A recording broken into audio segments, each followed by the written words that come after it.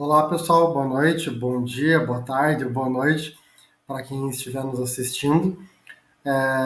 Eu sou o William, aqui da Casa Espírita Jungione, de Campo Largo, e hoje nós vamos, então, trabalhar com o tema de família, né? O nosso tema hoje é a formação da família. Vamos querer discutir um pouquinho hoje como que as famílias se formam aí nesse processo. Para a gente começar, então, antes de mais nada, claro, vamos fazer a nossa oração de abertura, que a gente possa refletir um pouquinho aí antes, né, com Deus, elevar o nosso pensamento, antes de começarmos no nosso assunto. Então, vamos lá. Querido Mestre Jesus, nossos mentores espirituais que nos acompanham, pedimos que nos ampare, que nos proteja, que nos ilumine, que esteja conosco nestes momentos de estudo, nestes momentos de reflexão, para que possamos, da melhor maneira possível, aprender e refletir sobre a nossa vida, sobre as nossas atitudes, para que possamos agir de uma melhor maneira no nosso dia a dia, com as pessoas à nossa volta. Pedimos que nos ampare, que nos proteja hoje e sempre. Que assim seja. Pessoal, então o tema de hoje é a formação da família. Então, nós vamos fazer aqui um compilado, na verdade, entre dois textos muito importantes do movimento espírita que trata em relação à família. O primeiro deles é o livro Desafios da Vida Familiar, do Camilo, pela psicografia do José Raul Teixeira. E o segundo livro, né, eu brinco que é um clássico aí deste questão de família, que é o Constelação Familiar, da Joana de Ângeles, pela psicografia de Divaldo Pereira Franco. Né? Então, é esses dois textos que nós vamos utilizar para as nossas reflexões. Então, vamos lá. Primeira coisa, pessoal, para a gente falar sobre como que as famílias se formam, é preciso que a gente lembre, então, justamente deste momento que nós vivemos hoje, que é estes momentos de quarentena. O quanto que viver durante a quarentena, estar agora com a nossa família, ela modifica substancialmente as nossas relações. Né? O fato de nós estarmos agora conectados, juntos, mais próximos com as pessoas que nós moramos, de fato, né? E teoricamente tendo aí menos contato com as outras pessoas, até com os outros familiares, isso faz com que a gente mantenha um contato diferente com a família. E, portanto, é um momento fundamental para que a gente aproveite a oportunidade para refletir ainda mais sobre as relações familiares que nós vivemos. E a primeira coisa, então, para a gente refletir sobre isso, é justamente entender o tipo de mundo que nós estamos hoje. O famoso mundo de provas e expiações. Estamos aí na segunda categoria de planeta, como Kardec nos coloca lá no Evangelho segundo o Espiritismo, das 5 classificações de planetas, de mundos que nós temos no universo, e a Terra está aí justamente no seu momento de transição da segunda etapa de provas e expiações para a terceira, que é o mundo de regeneração. E ainda depois teremos mais 2 etapas. Então, o mundo de provas e expiações é justamente responsável ou caracterizado por provas e por expiações. Vivemos no mundo hoje grandes provas, né? Momentos em que somos testados daqueles valores, das virtudes que nós já conquistamos no mundo. E também o mundo de expiações, né? Ou seja, em que nós reparamos os nossos débitos com o nosso passado. Reparamos os débitos com os erros que nós cometemos em momentos anteriores da nossa vida aí, na vida espiritual. E voltamos, portanto, com grandes obrigações e com grandes responsabilidades aqui na Terra. Todos nós voltamos com uma missão, com uma tarefa, com o tal do planejamento reencarnatório. E é este planejamento reencarnatório que vai organizar a nossa vida realmente. Como a própria palavra diz, é um planejamento. Né? A gente muda este planejamento reencarnatório de acordo com as nossas ações, de acordo com o nosso livre-arbítrio, nós podemos aí modificar o nosso planejamento. Mas há um planejamento, há uma pré-organização do que devemos fazer na nossa vida. E todos nós voltamos com essas obrigações e com essas responsabilidades. Se a gente for lembrar da obra clássica do Nosso Lar, de André Luiz, pela psicografia de Chico Xavier, nós vamos ver muito clara a questão justamente das obrigações, ou como que os laços eles se constroem por meio das obrigações, das responsabilidades que nós temos que ter na nossa vida.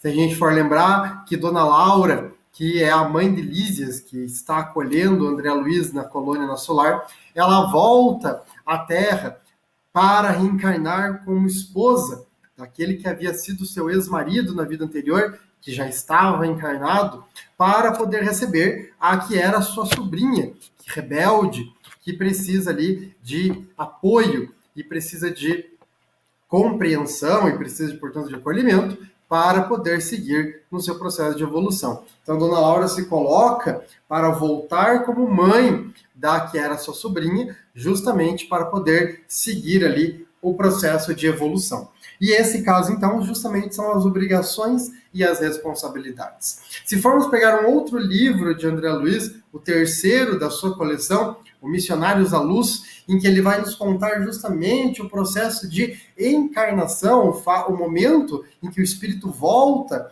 ao corpo, nós vamos ver justamente ali todas as obrigações e responsabilidades que aquele espírito possuía na volta para a Terra. Então, todos nós temos aí as nossas obrigações e as nossas responsabilidades, começando justamente pela família, pelo lar, pelos espíritos que estaremos mais conectados neste nosso processo de evolução desta vida. Indo então para a fala de Joana de Ângeles, ela vai nos dizer que a família é como um educandário de elevado significado para a formação da personalidade e para o desenvolvimento afetivo. Então temos aqui as duas vertentes, né, que Joana coloca como obrigação, como responsabilidade da família. Justamente a formação da personalidade e o desenvolvimento afetivo. Então a gente volta numa família, num lar, justamente para essas duas coisas. A prática ou a formação da nossa personalidade, de quem nós vamos ser.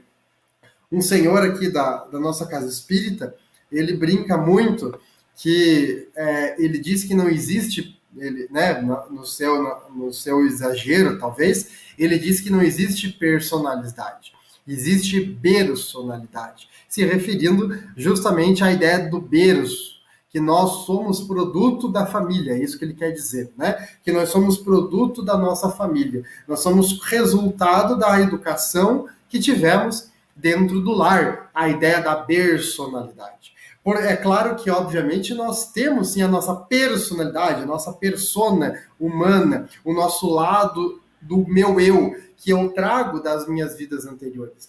Ninguém nasce como um papel em branco, como acreditava o filósofo Rousseau, que o homem nasce bom, dizia Rousseau, mas a sociedade o corrompe. Então, pela visão espírita, nós sabemos que não é bem assim que as coisas acontecem. Nós trazemos as nossas questões das vidas anteriores. Nós trazemos os nossos defeitos e as nossas qualidades, as nossas potencialidades das nossas vidas anteriores nesta vida. Dependendo do planejamento reencarnatório que nós temos, certos aspectos que nós já conquistamos ficam guardados ou são colocados recebendo ali uma maior intuição, um maior destaque. O próprio Chico Xavier é o nosso grande exemplo, os seus conhecimentos, a sua grande potencialidade da área da intelectualidade que ele já havia conquistado nas suas vidas anteriores, ficou ali bloqueado pelo seu processo de encarnação, porque o seu trabalho maior era justamente a prática do amor, da prática da afetividade. Então, nós voltamos para essa vida, trazendo pelo perispírito as nossas virtudes e os nossos defeitos de vidas anteriores, e dependendo do nosso planejamento reencarnatório, certos aspectos vão ficar ali colocados, muito claros na nossa vida, ou vão ficar um pouquinho bloqueados, porque temos aí outros trabalhos, outras responsabilidades para atuar na nossa vida. Portanto, nós voltamos, então, apesar disso, para a formação da nossa personalidade. Juntando, então, aí o que seria a ideia da personalidade com a ideia da personalidade, nós diríamos, então, que justamente nós trazemos as coisas do passado, mas é dever da família trabalhar a ideia da personalidade, então, né? Transformarmos a nossa personalidade, porque somos, sim, resultado também da nossa formação que recebemos da nossa família nesta vida. A obrigação, o trabalho dos pais, e Joana vai deixar isso claro durante toda a sua obra da constelação familiar, é justamente a formação dos caracteres, né? E isso está, inclusive, no Livro dos Espíritos. Kardec vai dizer que a função do ser humano é a formação de caracteres, né? Transformar os nossos caracteres em amor e em paz, né? Portanto, caridade.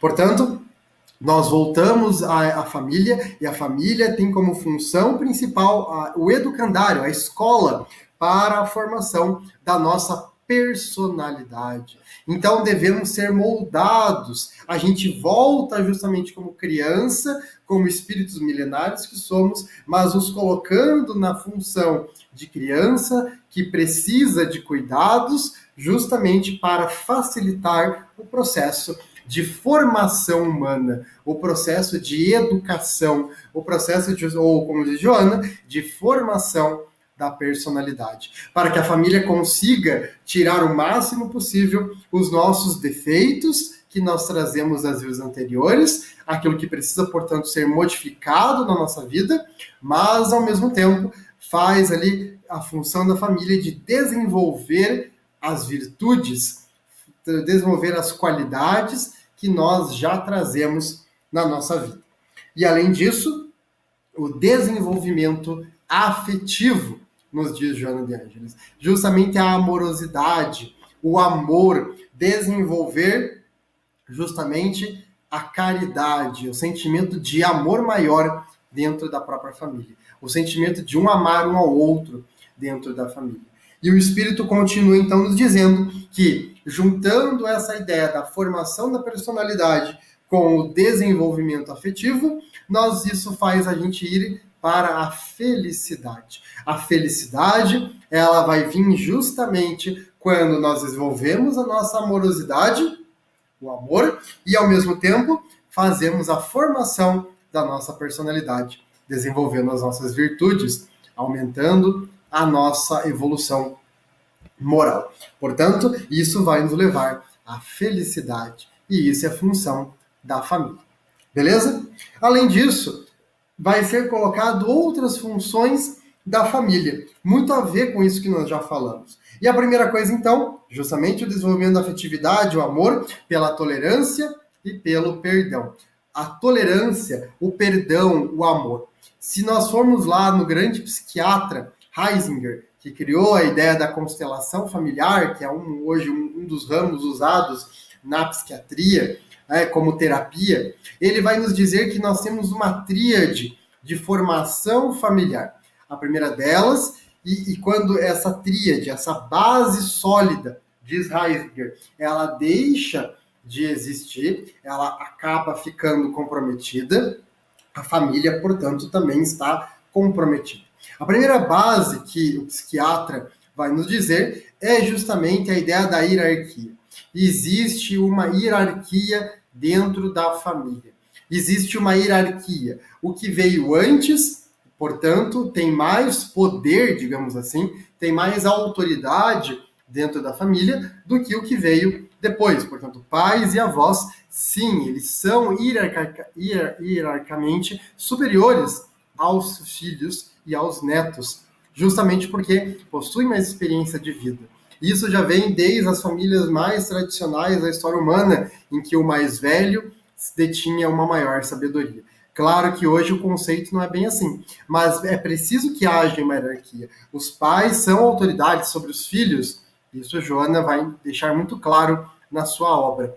Então é a ideia da hierarquia. Se a hierarquia ela é quebrada por algum motivo e os pais perdem a sua autoridade, automaticamente isso vai gerar problemas dentro da família. O segundo aspecto que o Heisinger vai trazer é justamente a ideia do sentimento de pertença. É preciso que haja o sentimento de pertença, que todos os membros da família se sintam pertencentes àquela família, que eles não se sintam deslocados, se sintam o patinho feio, como a gente costuma dizer. Portanto, que todos os membros familiares se sintam acolhidos, se sintam parte daquele grupo social, daquela família. Se isso não tem, a família se desestrutura. E o terceiro aspecto que o Heisinger vai nos trazer é justamente a ideia do respeito. O respeito à diversidade. E aí entra aqui a tolerância que nós estamos falando. E se não há respeito entre as famílias, consequentemente, entre os membros da família, consequentemente, a família estará aí mais sujeita a tempestades e a desestruturações. Portanto, hierarquia, sentimento de pertença e respeito mútuo são a tríade que o Heisinger vai nos dizer, que é justamente o que está aqui na fala de Joana também. Então, o desenvolvimento da afetividade por meio da tolerância e do amor e o respeito aos direitos alheios, que é a ideia do respeito. O respeito aos direitos alheios. Eu respeitar os direitos dos meus familiares. Respeitar que direitos? O direito de ir e vir, o direito à diversidade, o direito de ser diferente, o direito de amor, o direito de opinião, o direito de livre expressão, todos os direitos que, inclusive, estão aí na nossa Constituição Federal, mas também dentro da família.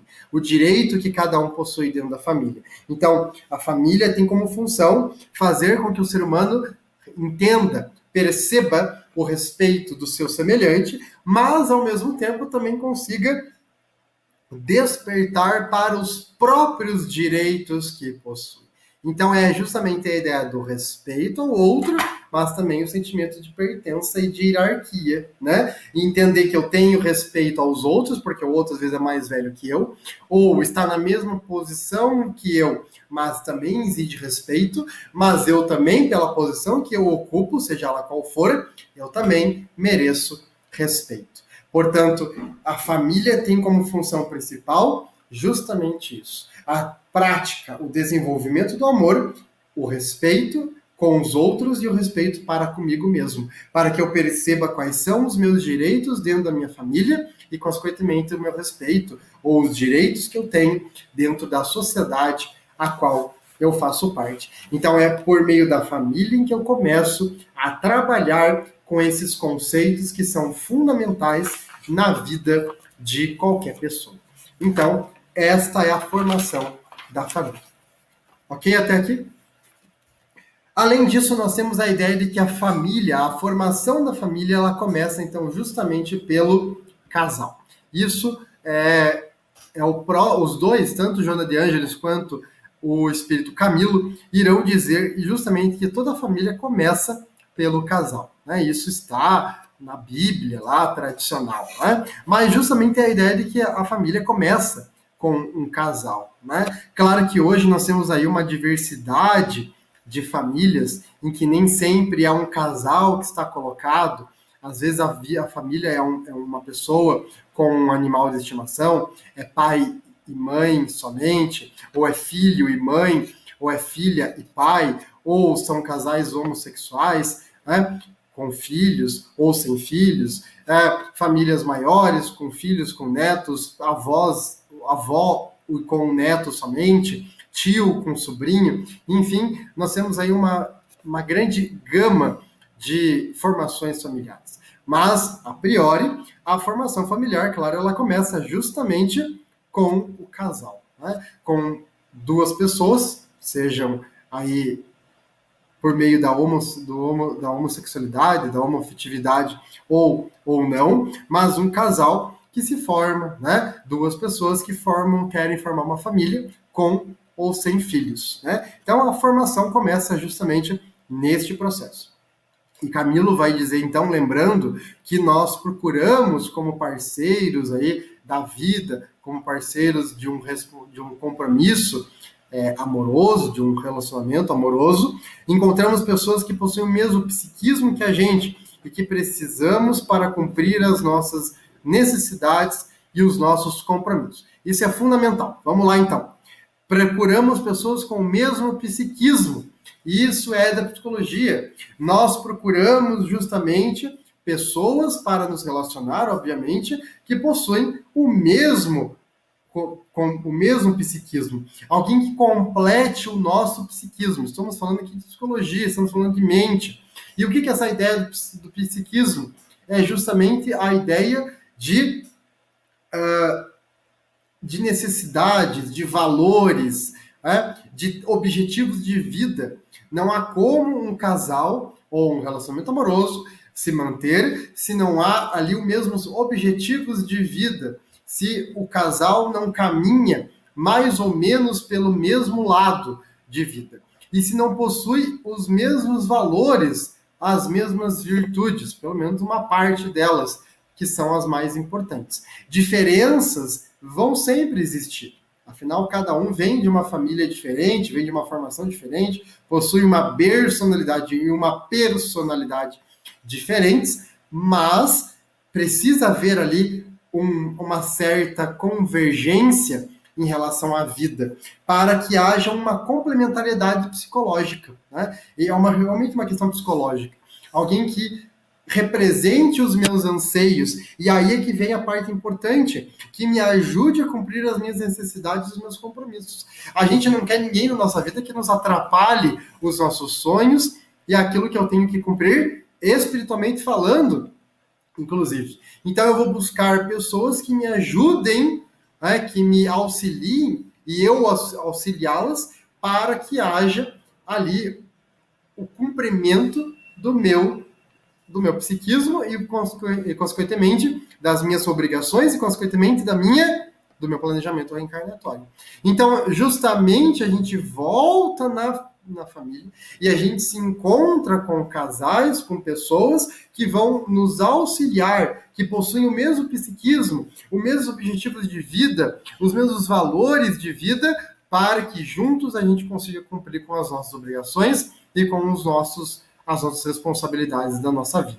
Se a gente vem com determinadas responsabilidades na vida, nós queremos, então, que pessoas que caminhem comigo, que me ajudem neste processo de cumprimento das minhas necessidades e das minhas obrigações espirituais e materiais. Então, justamente, é para isso que o casal se complementa. Por isso que a gente procura pessoas com o mesmo psiquismo. Mas esse psiquismo, obviamente, que também está ligado muito justamente com os nossos compromissos do passado. Nem sempre, nos diz Camilo, mas nós geralmente voltamos ali, como casais, inclusive, com as pessoas a qual nós temos coisas a cumprir, coisas a nós para se desfazer nas vidas anteriores. Acabamos de citar o exemplo de Dona Laura, que volta com a sobrinha e com o ex-marido, que já era seu marido em outras vidas e que vai novamente voltar juntos nessa vida, porque possuem uma missão em comum, que é o resgate daquela sobrinha. Se a gente for lembrar do próprio Missionários à Luz, que nós já citamos aqui, nós vamos ver o famoso, a encarnação que André Luiz acompanha, é o famoso triângulo amoroso. Né? Então, aquele que era o amante, que desestruturou um casal, volta como filho do casal, que era o casal na vida anterior e que foi desestruturado graças ali à traição. E geralmente o amante volta como filho. Esse é o clássico que a gente brinca do espiritismo, né? O clássico da tríade de família.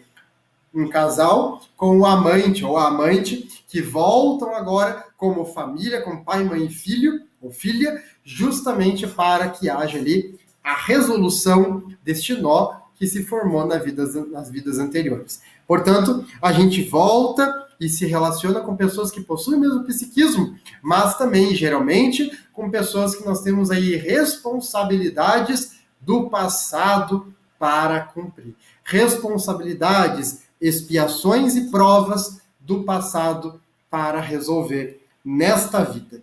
Então é assim que os casais se formam, com essa necessidade deste cumprimento. Procura-se então como casal, nos diz Camilo, alguém com o mesmo psiquismo que se complemente ao seu. O casal deve juntos buscar compreender os compromissos que possuem entre eles. Então é uma dica importantíssima para relacionamentos amorosos, que o casal busque sempre o entendimento do porquê estão juntos, afinal de contas, entendendo que não é por acaso que se encontraram, né, neste processo da vida. Algum motivo possui.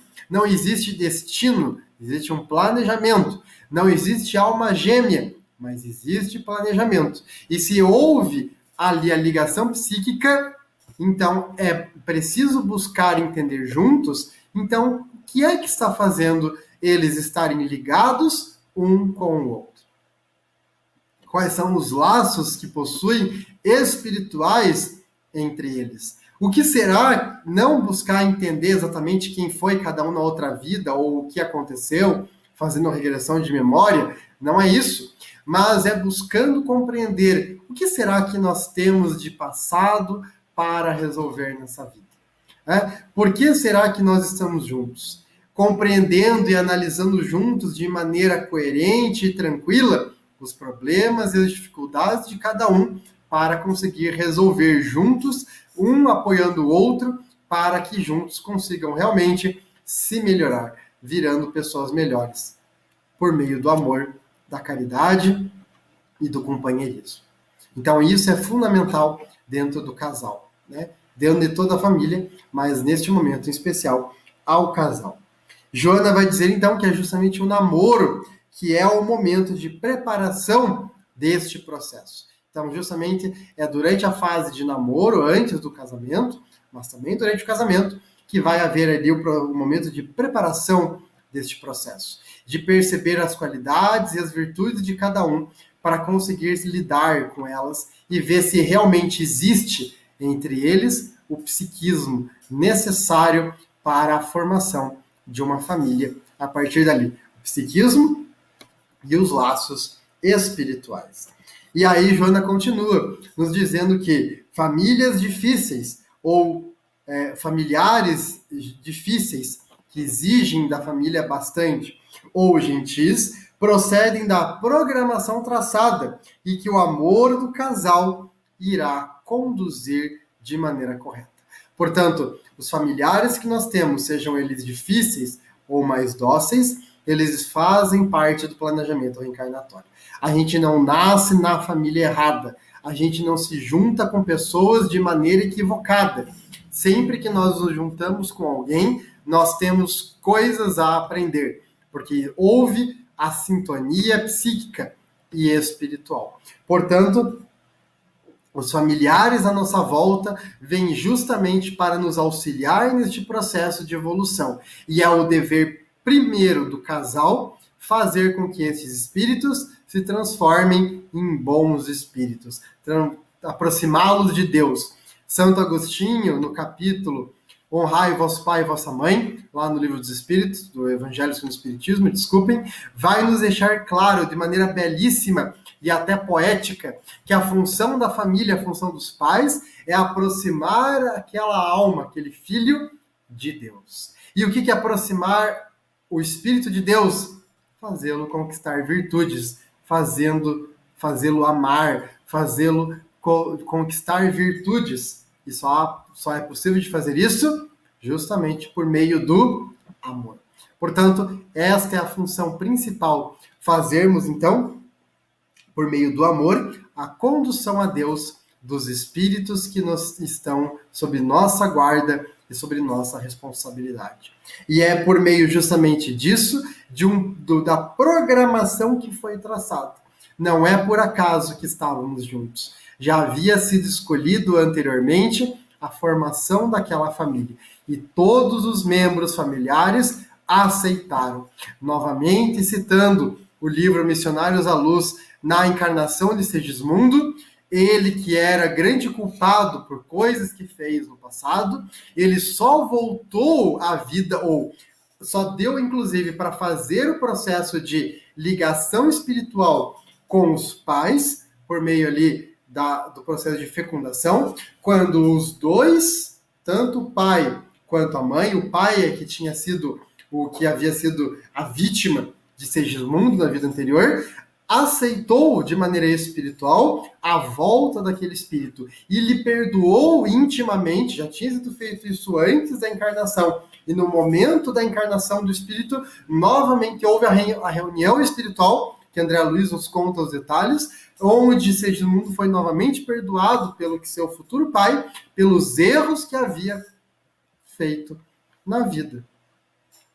Portanto, somente por meio deste perdão e, portanto, deste aceite, digamos assim, é que vai se formar a família. Então, não vamos imaginar que os espíritos vêm a nós sem que nós tivéssemos autorizados a sua vinda. Os espíritos à nossa volta dentro da família, eles estão conosco porque nós aceitamos sim estarmos juntos para, por meio do amor e por meio do contato familiar, poder então resolver os nossos débitos. Então, nada é por acaso, consequentemente e com certeza. Neste sentido, então, dentro dessa formação familiar, a pergunta que fica é: como resolver, então, os problemas dentro da família? Obviamente que a família terá grandes dificuldades, haverá grandes problemas, sempre há problemas e dificuldades dentro da família.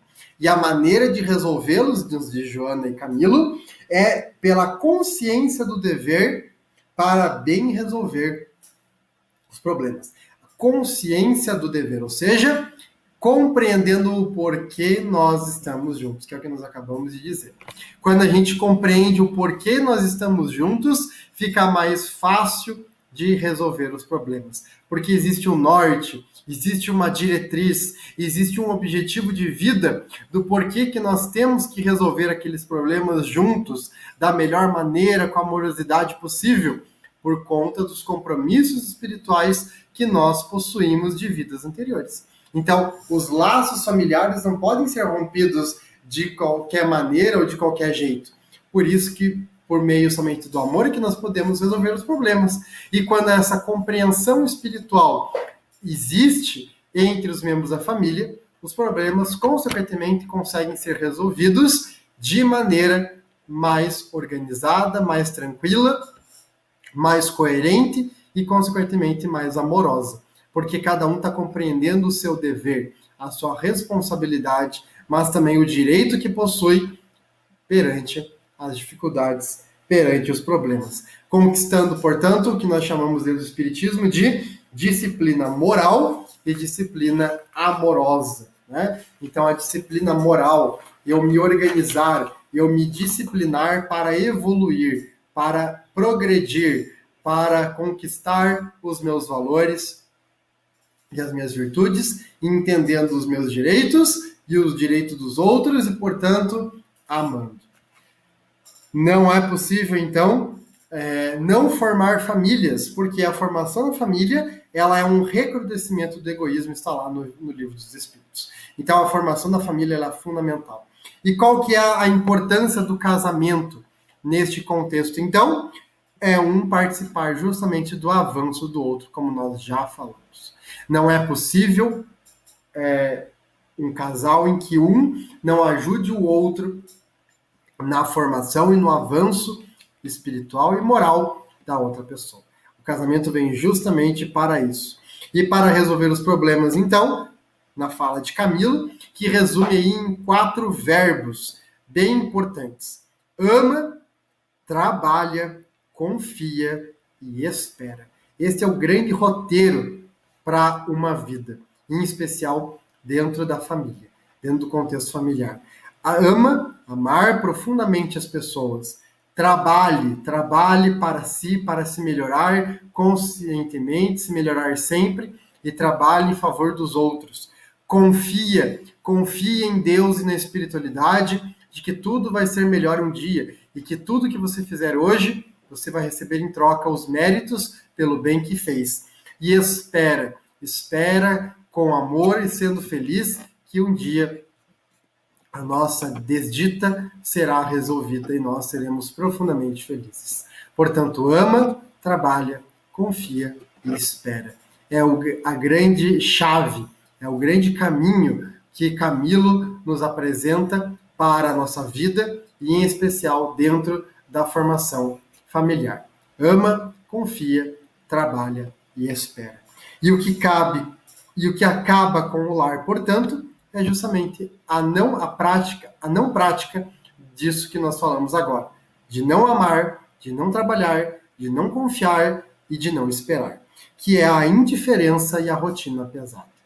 Nós já falamos diversas vezes que o contrário de amor não é o ódio. O ódio é o amor que virou doente, é o ódio que ficou doente, que se transformou em raiva, transformou em dor. O contrário de amor, mas ainda existe amor. O contrário do amor é a indiferença. Quando eu não me sinto mais diferente ao outro, quando eu não sinto quando o outro está sofrendo, quando eu não me importo com o que o outro está sentindo, está passando, eu não sinto e não me importo de auxiliá-lo e acho que aquilo não tem nada a ver comigo e que eu não vou fazer nada porque eu não me sinto acolhido por meio da compaixão, que é o que Jesus nos coloca, né? Tomar-se de compaixão para com o outro. Portanto, se eu não tenho mais essa compaixão com os meus familiares, com qualquer pessoa, mas agora em especial com os familiares, é porque está havendo a diferença. E se está havendo a diferença, não está dando compaixão e, portanto, não há amor. Então, o contrário do amor é justamente a indiferença. E é essa indiferença que acaba com os lares. Porque o amor não existe mais se há indiferença, não existe mais amor. O amor está colocado de lado. Por isso que o amor precisa ser regado a todo momento, para que não vire indiferença. E para que a rotina não se torne uma rotina pesada, para que os casais e as famílias queiram se separar por meio de um processo de egoísmo e de orgulho, achando que é melhor, então, conseguir realmente ficar sozinho, porque eu sou totalmente infeliz dentro da família. Claro que a família, ninguém pode ser infeliz dentro da família. Por isso que é o trabalho de amor de todos os membros para evitar que haja infelicidade dentro da própria família. Para isso, então, é preciso haver a união e, novamente, o amor. A união de verdade ligada pelos laços de amor. Mas, afinal de contas, o que é o amor? O que amar? Afinal de contas, como amar as pessoas da minha vida? É tão fácil, às vezes, dizer eu te amo, é tão fácil dizer que nós amamos as pessoas. Mas o que significa de verdade o amar? Né? O que significa eu amar as pessoas que estão à minha volta? É justamente olhar o outro com doçura, com entendimento, se colocando no seu lugar, sentindo-se este laço de amor que nos une, de um abraço caloroso, olhar nos olhos como espíritos superiores que somos, espíritos em evolução, criados por Deus, que todos somos irmãos, mas amar as pessoas é justamente compreendê-las nas suas necessidades, se sentir bem, se sentir feliz da sua companhia, gostar da companhia das pessoas à nossa volta, amar de estar com elas no nosso dia, amar de compartilhar a vida com elas, amar de verdade, sentir amor de estarmos juntos nesta vida, em especial dentro da família. Este é o verdadeiro amor. Né? A saudade vem justamente quando nós não temos alguém que nós amávamos de ter perto de nós, em que nós compartilhamos momentos bons e ruins, e que não está mais perto de nós por algum motivo. Mas o amor, mesmo longe, ele não acaba. Mesmo as pessoas que não estão conosco, perto de nós, por escolha ou por questões da escolha divina, elas, com amor, nós conseguimos guardar no nosso coração. Com amor e com responsabilidade, com carinho, né, por elas serem feito parte da nossa vida, nem que tivesse sido simplesmente por um pequeno momento. Porque o amor, ele não acaba nada, nunca, jamais o amor de verdade, ele se encerra. Ele continua cada vez maior. E quando o amor é de verdade, essas almas, esses espíritos vão voltar a se encontrar em algum momento desta vida ou da espiritualidade. Porque o amor de verdade fica guardado no coração. E por mais que a vida leve cada um para outros lados, a família, o amor de verdade, sempre ficará no nosso coração. Portanto, o amor é o sentimento divino e duradouro que não acaba jamais. Portanto, o nosso dever é fazer com que a família espiritual, a nossa família espiritual, aumente cada vez mais, se tornando uma grande família espiritual realmente, e não somente uma família de laço de sangue, mas uma família espiritual em que é ligada pelo amor, pela caridade e pela fé. É essa formação das famílias e que é o nosso grande desafio dentro hoje das nossas famílias e do nosso mundo atual, em que passem por tantas transformações, conseguirmos amar os outros é o nosso maior objetivo, começando pela nossa família e pelos amores, pelas pessoas que nós nos relacionamos no nosso dia a dia.